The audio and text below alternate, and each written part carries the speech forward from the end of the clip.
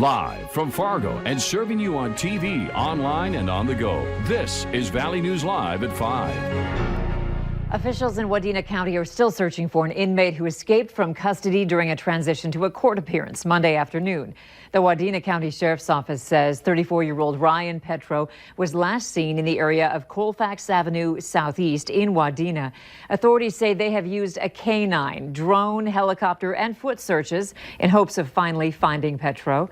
Today, Valley News Team's crime and safety reporter Bailey Hurley talked with people in Wadena who say they want answers as to how this even happened.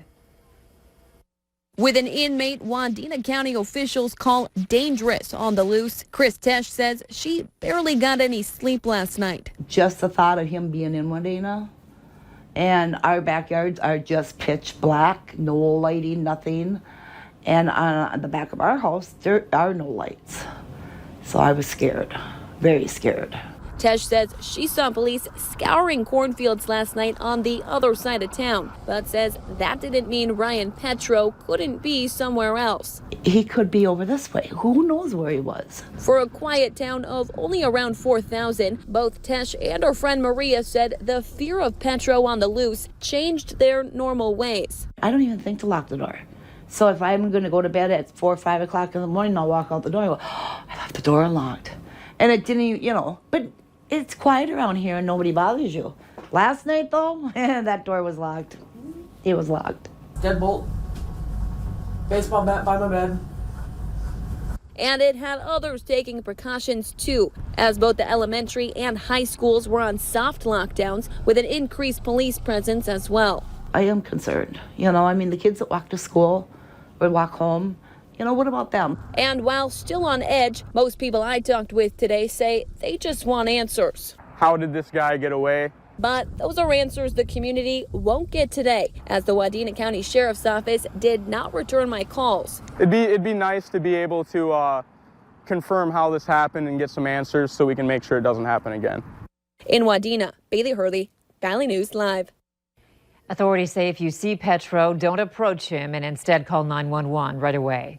The wind is back, making it feel a little brutal for anyone who spends time outside. Let's find out about tonight with Nathan in 08 Weather. Nathan? Yeah, Andrea, that wind does look to stick around through this evening, which of course will keep things a bit on the brisk side, to say the least, for our Tuesday. Look at the wind gusts now. Gusting to 18 miles per hour in Fargo here, a 20-mile-per-hour wind there in Valley City, a gust of 29 in Devil's Lake and in Jamestown. And so that means, of course, we have to use that W word, the wind chill word. Look at these wind chills, single-digit wind chills in Devil's Lake. Feels like the teens north of I-94, hanging on to a wind chill in the low 20s there in Aberdeen and Siston, but single-digit wind chills in Dickinson.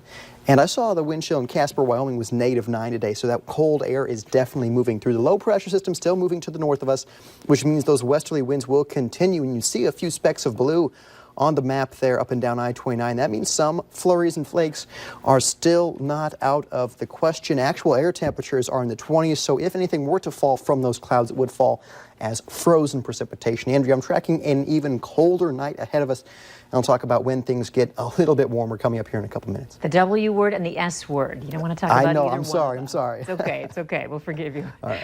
The Ag Department says North Dakota farmers and ranchers may be eligible for aid even before a disaster designation. The Ag Department has several programs available, including emergency conservation, emergency assistance for livestock, honeybees, and farm-raised fish, and the Livestock Indemnity Program. Ag Commissioner Doug Goring says producers should submit dated photos showing loss caused by bad weather. Also, Minnesota Governor Tim Walz is in East Grand Forks to meet with farmers about weather-related difficulties this season. His roundtable was held at the state ag office in East Grand Forks. Recent rain and other weather events have prevented farmers from harvesting and transporting their crops, which is creating widespread economic concerns. We'll have more from Governor Walz tonight on Valley News Live at 6. Lawmakers are hearing today from the first White House official who listened in on the Ukraine call that's at the center of the impeachment probe. The witness is an Army officer who says in his prepared testimony he was disturbed by what President Trump said and reported it. Alice Barr has the latest from Capitol Hill. Army Lieutenant Colonel Alexander Vindman walked in to testify today in uniform, decorated with the Purple Heart from an Iraq War injury. the top Ukraine expert on the White House National Security Council, prepared to tell lawmakers he listened to the July call when President Trump urged Ukraine's leader to investigate Joe Biden and was so concerned he went to the NSC's head lawyer. I think this is the most powerful moment of any of the House hearings. Vindman saying in his prepared opening statement, quote, "I did not think it was proper to demand that a foreign government investigate a U.S. citizen, and I was worried about the implications for the U.S. government's support of Ukraine." President Trump, without offering evidence, dismissed the lieutenant colonel as a never-Trumper witness in the impeachment inquiry witch hunt. Some of the president's allies questioning Vindman's loyalties. The self-described apolitical patriot escaped the Soviet Union when he was 3, at least one Republican coming to his defense. We're talking about decorated veterans who have served this nation, who have put their lives on the line, and it is shameful to question their patriotism. This as Democrats prepare for a House vote Thursday, formalizing their next steps in the impeachment inquiry, including some public hearings. Republicans say it's too late. But you can't put the genie back in the bottle. A due process starts at the beginning. GOP leadership now arguing the vote they've been pushing for is an admission the process has been illegitimate, a claim Democrats flatly deny, saying they want to eliminate any doubt about whether the Trump administration must comply. Republicans are still pushing to hear directly from the whistleblower, while Democrats say that's not necessary since other witnesses have now verified his account. Lieutenant Colonel Vindman said today he is not the whistleblower. Dashcam video shows an Oklahoma police officer texting and driving right before being hit by another car. The crash happened on August 15th in Tulsa. The Dashcam video shows a car crossing the median and slamming into the officer's patrol car. Video from inside the patrol car shows the officer texting and driving right before he's hit. His airbag deploys, and then the officer struggles to open his door and exit the vehicle. The other driver was at fault for the accident, and neither person was seriously injured. The U.S. Department of Justice says Sanford Health has agreed to pay more than $20 million to resolve kickback allegations.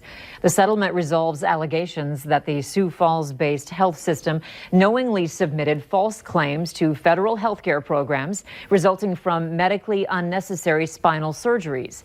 Sanford denies any liability or wrongdoing, but says it's settled because the $20.25 million amount is far less than the unnecessary costs and operational disruption that would have persisted for multiple years. The allegations came in a whistleblower lawsuit filed by 2 Sanford doctors. A new addition to West Acres Mall is officially open for business. You may have seen or dined at the restaurant Crave in the Twin Cities area, and now there's a location at West Acres Mall in Fargo. The restaurant has a sushi bar, but if that isn't your thing, they also offer steaks and other American-style food. The manager of this new location tells us he is excited to serve the people in the Fargo-Moorhead area. They open up tomorrow around lunchtime at 11 o'clock. Village Green Public Golf Course will close at the end of the business day this Friday, November 1st. The Meadows will remain open through the weekend with a tentative closing on Monday, November 4th. Good news for student athletes across the nation as the NCAA is finally embracing change and starting the process of allowing student athletes to profit off of their name, image, and likeness. Today's meeting comes after California passed a law allowing students to profit from selling the rights to their name, image, and likeness. The NCAA had a long-standing policy that prohibited athletes from being paid, but with more state and federal laws on the horizon, the organization is forced to consider a change. California's law is set to take effect in 2023. And this reminder to join us this Saturday for the Farmers Union Insurance Bison Football pregame show. Coverage begins at 4 with kickoff to follow at 5 between the Bison and the Penguins on ESPN+.